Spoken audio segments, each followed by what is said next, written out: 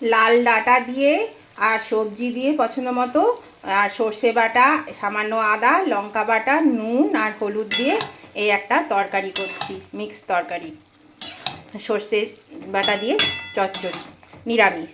খেতে কিন্তু খুবই ভালো লাগে, অবশ্যই এভাবে করবেন।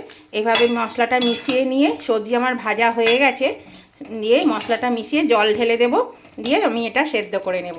আর এখানে বেগুন আর বড়ি ভাজা আছে। এখানে দিয়েছি আলু, শিম, বিনস, বিট, গাজর সব দিয়ে এইটা বানিয়েছি। এটা কিন্তু বেশ ভালো লাগে খেতে। অবশ্যই টমেটো দেবেন। জল দিয়ে দিলাম, ঢাকা দিয়ে দিচ্ছি, সেদ্ধ হয়ে যাবে। মিষ্টিটা পরে দেব নামানোর আগে। এর মধ্যে বড়ি, ভেজে রাখা বড়ি, বেগুন আর চিনি দিয়ে দিয়েছি, আর সমস্ত সবজি সেদ্ধ হয়ে গেছে।